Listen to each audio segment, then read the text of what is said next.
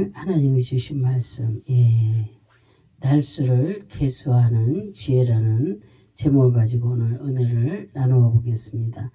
모세는 본 시편을 통하여서 하나님의 영원성과 인간의 한계성을 노래하고 있는 바 인간의 엄숙한 면을 가르쳐 줍니다. 특별히 12절에 우리에게 우리 날 계수함을 가르치사 지혜로운 마음을 얻게 하소서라고 하였습니다.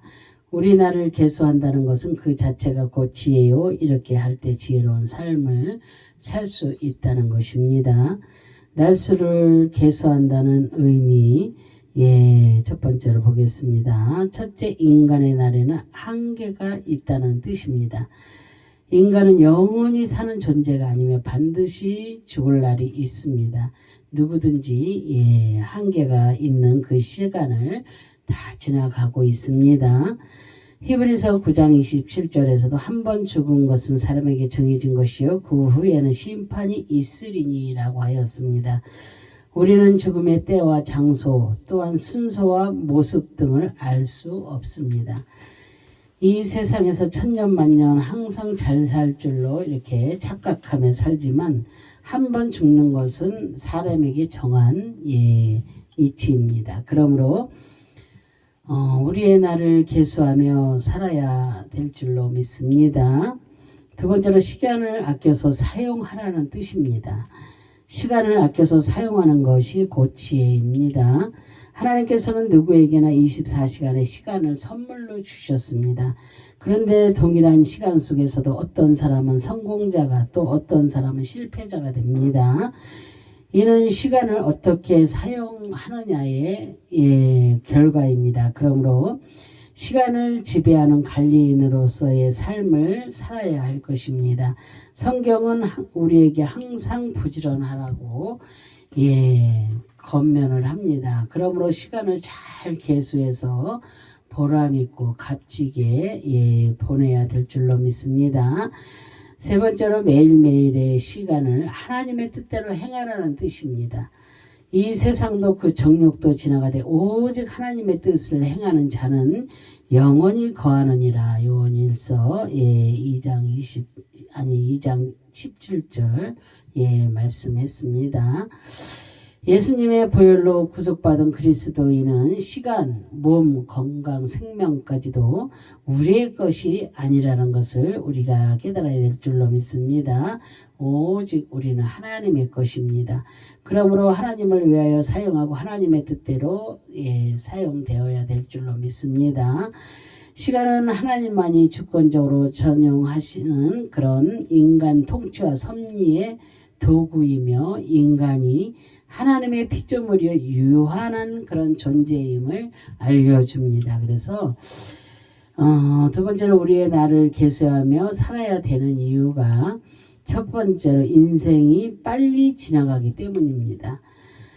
본문은 인생이 얼마나 빠른가를 가르쳐 줍니다. 티끌 같은 시시하고 하찮은 존재 3절에 또 천년이 하나의 점을 찍어 놓은 것 같은 짧은 인생 4절에 홍수처럼 쓸려가는 무가치하고 풀과 같은 잠깐의 인생 5장에서 7절까지 이렇게 라고 말을 합니다.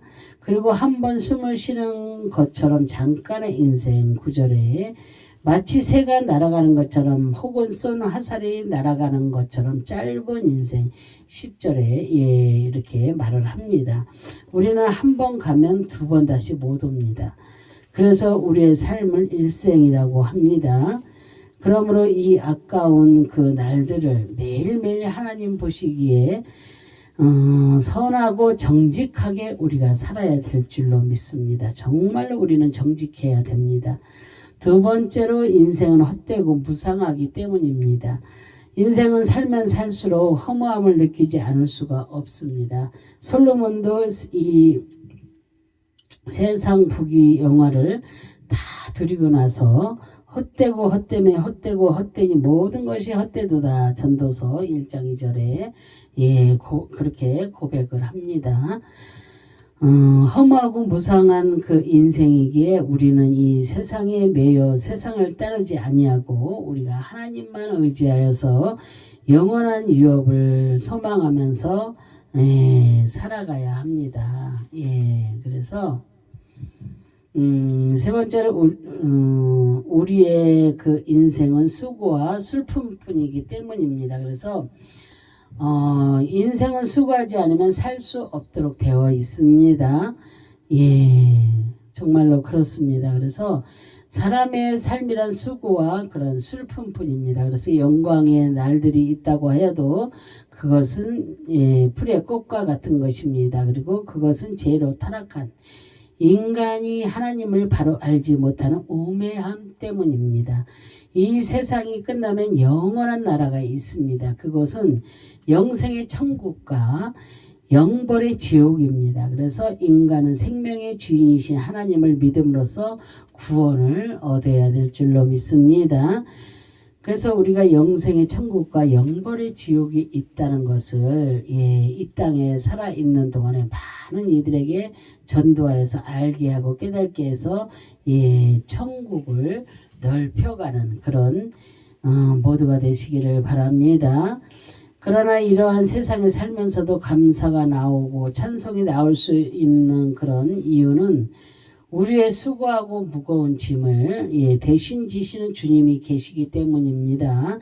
우리에게 참 안식을 참 평안과 안식을 주시는 주님은 수고 대신에 평안을, 걱정 대신에 안정과 기쁨을, 고통 중에도 감사를 주심으로 삶 가운데 그 은혜가 풍성히 넘치게 될 것입니다. 그래서 하나님은 그 인간의 죄로 인하여서 그 얼굴을 돌리시지만 영원히 하나님의 백성들을 버리시지 않으십니다. 하나님께서는 성육하신 예수 그리스도를 십자가에서 우리를 위한 대속의 죽음을 죽게 하심으로써 그 사랑을 확증하셨습니다. 그래서 믿음은 하나님의 부름에 대한 응답이고 하나님과 교제하는 그런 길입니다.